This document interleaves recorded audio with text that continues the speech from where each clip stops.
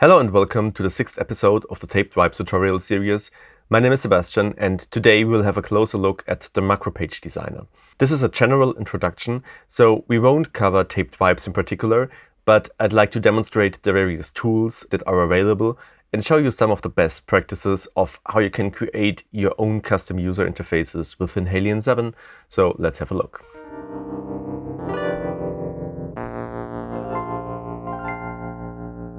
I opened up HALion 7 with the initial analog Sund preset. We will assign some of the parameters of the Sund zone for this introduction. Below the HALion 7 logo on the left side, you will find the home screen, your screen sets and the open window dialog. And therein you find the macro page designer. This is a set of window configuration that's best for macro page creation. And there's a macro page designer and the extended version. For now, it's fine to take the basic one, but later, as we will connect some parameters, we need the extended version. So let's click on here and create a new macro page. On the left side of the editor, you will see the GUI tree, which represents the hierarchy and structure of the macro page. And below the stream, you see the properties of the selected element, and you can adjust them as well. There's also a description tab out down here where you can make some personal comments. A quick explanation while I'm editing this. There are two more tabs on top, templates and resources. The resources are holding up every basic object. So for example, single bitmaps, color resources, fonts, SVGs, etc. And within the template tab, you can make your own templates. So groups of elements that you will use multiple times in your macro page creation. For example, a knob with a text and a value field. I will show you both tabs more in detail in the following example. The section on the right is the canvas, where you can graphically add and arrange elements with a little toolbar on the top. But let's start with an example. I will delete the generic background, and as you can see, when selecting the top layer of the macro page, you can adjust the canvas size, which is locked. So you can increase the width. Let's go for 650 times 500. And lock this one. This is also the place where you can insert a Lua script if you need one for your macro page. And that depends on how you set up your whole instrument and of course how complex it is in the end. But you will see that you can achieve so much without scripting at all. Below the canvas you find the browser and there are some controls, some pre-made modules in. So for example, if I go to basic modules, I find some flex phraser module, I find knobs, menus, mixer, path, slider, and so on and so forth. Let's go to mixer. So I really see a pre-made mixer channel, which is available for connecting to your own parameters. And this will be visible for the user as well, because these assets are installed with every HALion 7 installation. So let's remove this again. So there's really much available to explore. But in this example, we will start with the new made controls, and these are the vector controls. As with HALion 7, there was support introduced for SVG files, so for scalable vector graphics. And these new controls that are here in vector controls, they are all SVG based. So this means we are way more flexible than with the old ones that are PNG based, because now with the SVG, we can really adjust them to our needs. So we can change colors, we can change the thickness of outlines, and so on and so forth. For this little example, I will recreate a simplified version of one oscillator from the Sund zone. So let's start by adding a little menu on top. And this will later hold the waveform selection. Then let's search for a nice switch, SVG-based switch, and I'll take, I guess, this one. This will control the on-off switch for the multi-oscillator. Then I'd like to insert 3 sliders. So let's take the first slider, and there are actually 3 different versions available. So there's the H11, the H11LS, and the LSB. So quick explanation, the LSB is having a light stripe, and it's a bipolar control, where you have your center value in the middle, and where you have, for example, positive and negative values to cover with one slider. Then the LS version, which has a light stripe. And then there is the H11 version without any light stripe at all. So let's have a quick look at our Sund zone. So if you activate the multi, we have the number. The number goes from 1 to 8, so the LS version is good. Then we have a detune, which goes from 0 to 100. And then we have a pan, which goes from 0 to 100 with the middle value at 50. So we could use the bipolar slider for the pan control, for example. Let's do so. Let's take the light stripe version for the first control. With Alt or Option hold down, I can duplicate one of these elements, and let's insert the bipolar as a third. And last but not least, I'd like to have a nice little knob as well for the level control. Let's go with this knob, for example, and put it down here. I decrease it because it's a little disturbing as it is so big. Let's arrange these. I can simply increase the length, and I also can, for example, scale the knob.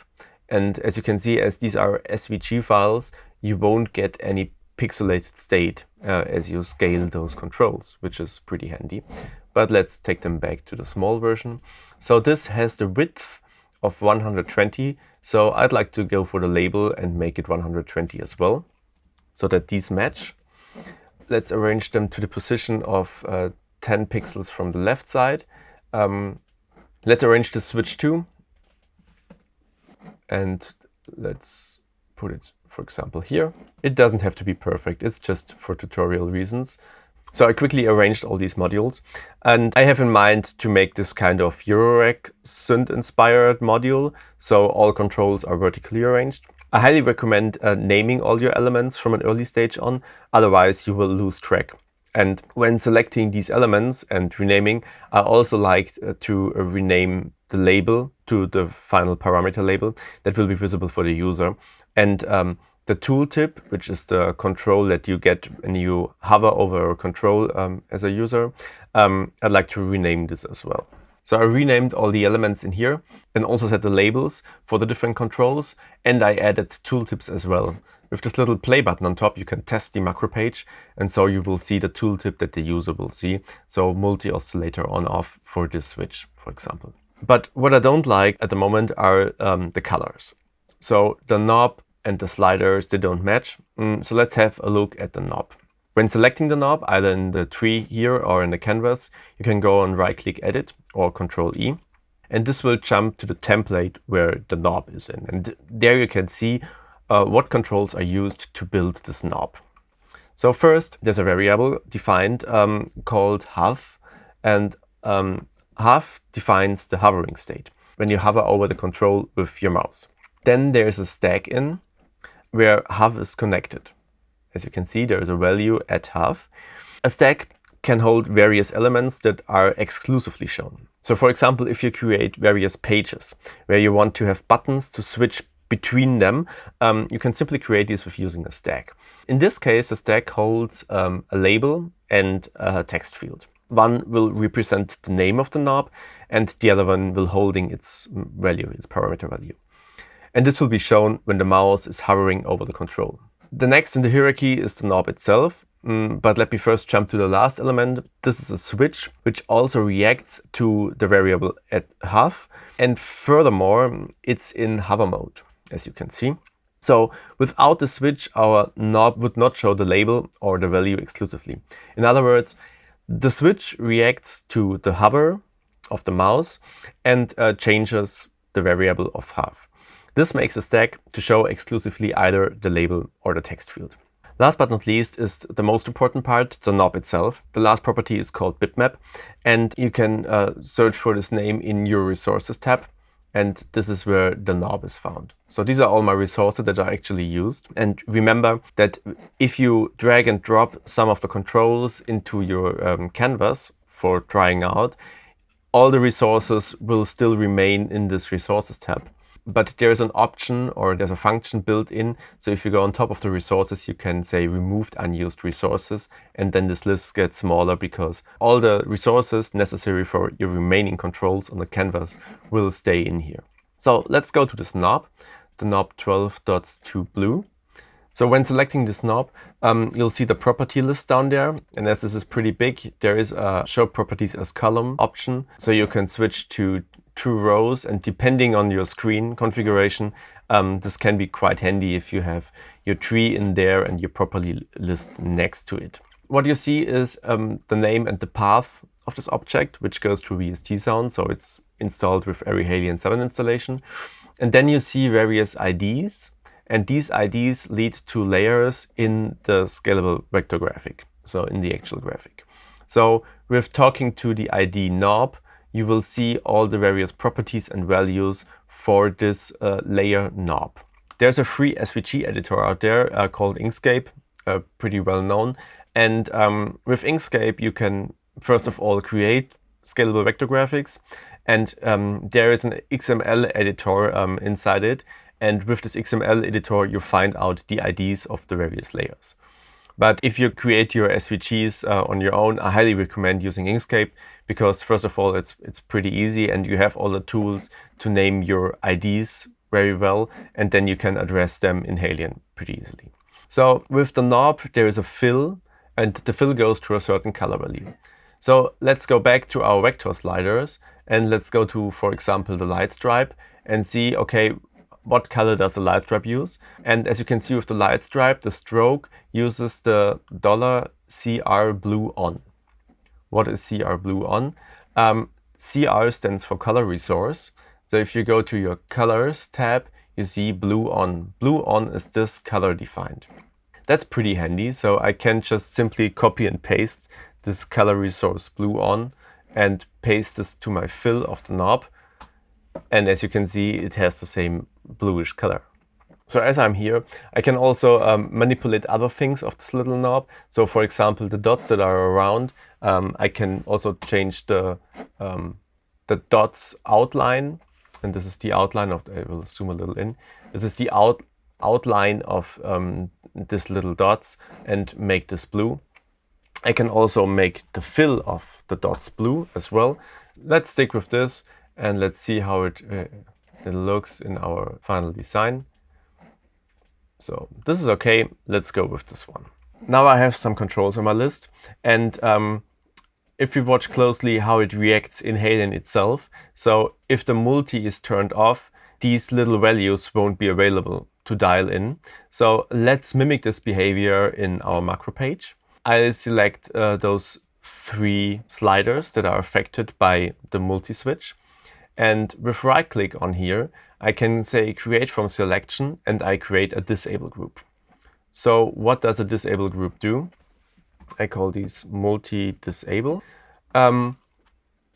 Actually, if this value goes 0 or 1 or to any other state, it will enable or disable the parameters in here. So I go for style enable. To see this effect, we have to connect the parameter. So let's switch over to our macro page designer extended. And as you now can see, you have the program tree available, you have the sound and the macro page, and you have the parameter list. So you can address all parameters from there and simply connect them to the dedicated module. So let's quickly go to our synth oscillator, or to the oscillator 1, which now has to be connected. And there is an on-off switch for unison, and unison is actually the multi-oscillator. So I will connect this to my multi-switch. And I also copy this value and make this the value of the multi-disable. So, and as you now can see, okay, these got hidden. And I'll have to activate a number. So now the multi is disabled, but if the state goes to 1, it will be enabled. So this disable group can have multiple states, so 32 in total, so from 0 to 31. But if this parameter gets 1, the 3 sliders will get deactivated. Let's continue as we are here and connect the other things as well. So there is a type, and the type is the drop down where you can see all the different waveforms available. So I will connect the type to the waveform. I will make them on again.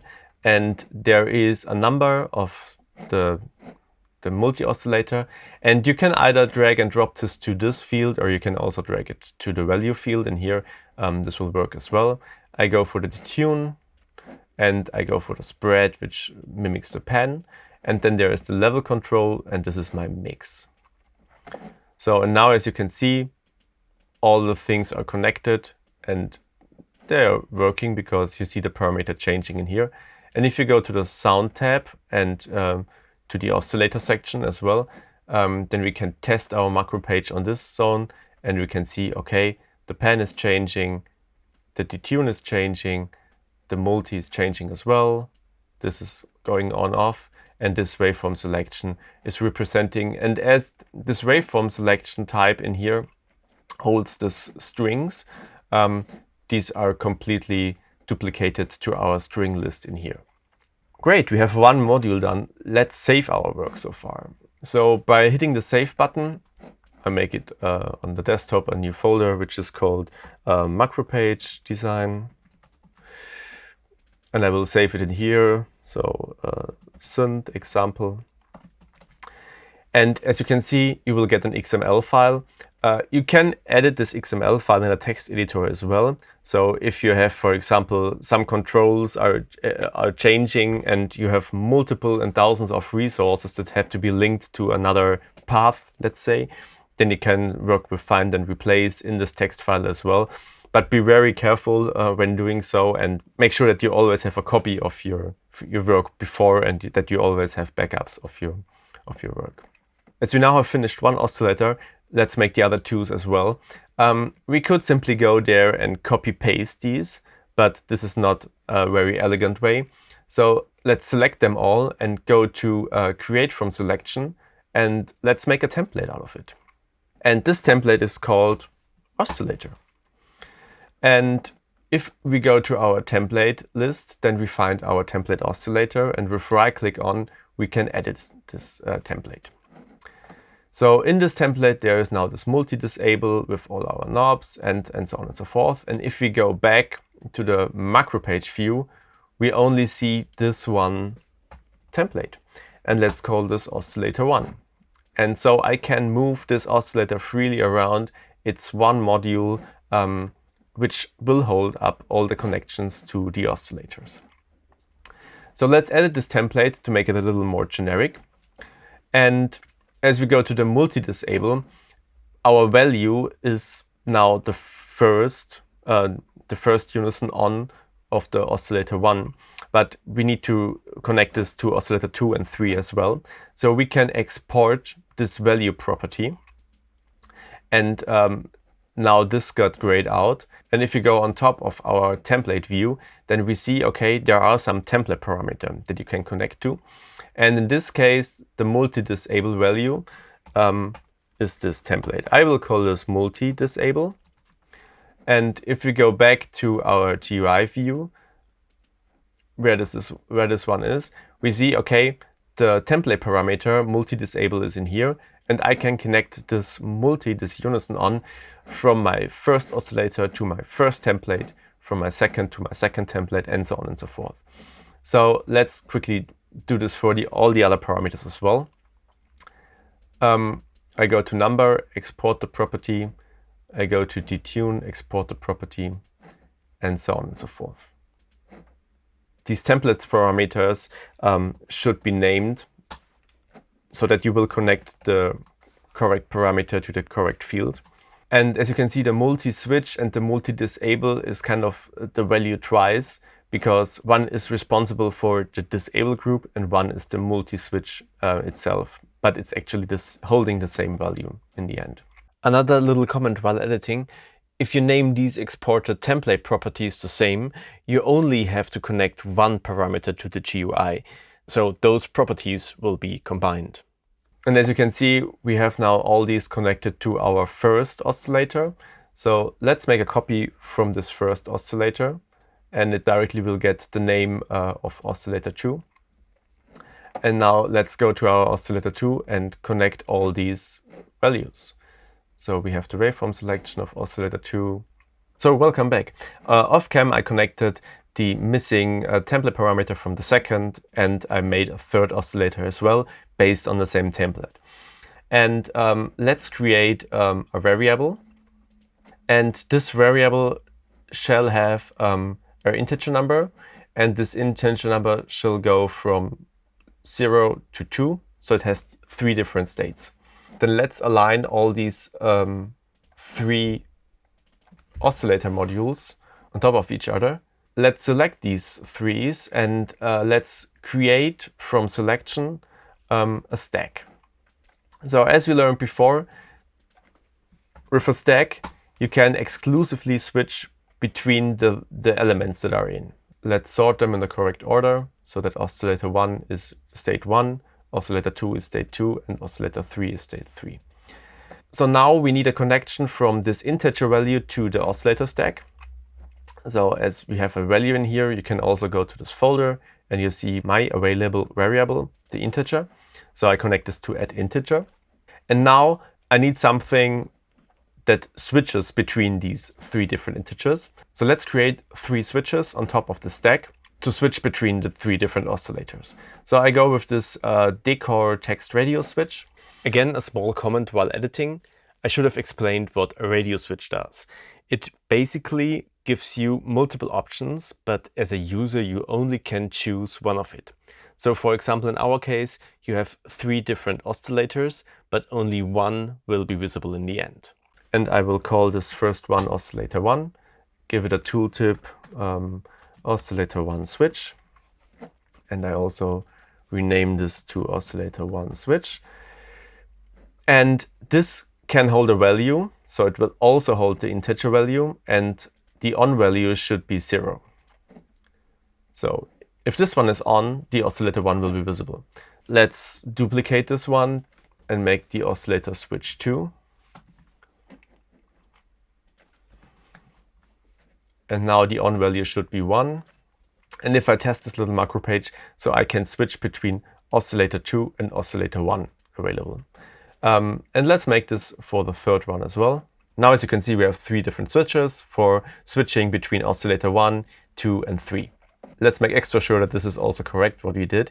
So now we have the oscillator 1. Let's change something from the oscillator 1. Okay, this worked out well. I also can change the detuning and the multi and the level control. Let's switch to oscillator 2. Let's go. I can also use this as a scroll down and use my mouse wheel. Let's activate the multi. Okay, this is great. This is working. Let's switch to oscillator 3. And it's also representing the oscillator 3 as well. And changing the values as I go. One last thing before we end this episode I'd like to show you is that you can create some decors as well. So let's call this oscillator background, because now we are working on a black surface with some blue controls over it. So let's create a little background for our kind of oscillator module. And as you could see, this little gray thing popped up in here. And you can, of course, arrange this around it. This is now pretty roughly estimated. In a normal way, I really would calculate the pixels that it is correctly centered and so on and so forth. But I can select now a color as a background for this module. Let's go for something, I don't know. Let's go for something dark. I can also include some radius and can make these corners a little round. So maybe in this view, it's better visible. So I really can match these corners to, for example, the roundness of our switches on top here.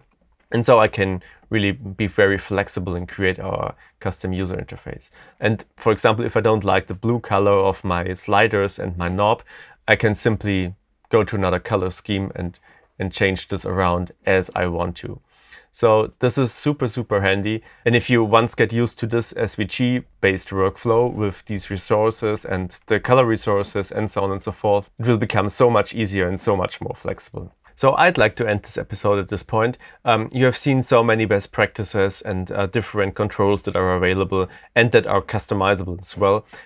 You have seen how the variable things is working, how the stack is working, the disable group, the template parameters, how you can modify the resources, and so on and so forth. So this is a little introduction, and in the next episode, I will walk you through the macro page design of the taped wipes instrument. But there is one last thing I'd like to show you, and you will find this on our GitHub page. And this is under the developer resource HALion macro page. And in exploring templates, you will find a template macro page using various basic controls. And you can download this VST preset and simply open it in your HALion. And then you will see a little test macro page holding various controls that you can modify, of course. And if you go to the macro page designer extended view, for example, you can really see how this macro page is created with all the templates hosting, with the pages stack, with some variables that are in, and so on and so forth.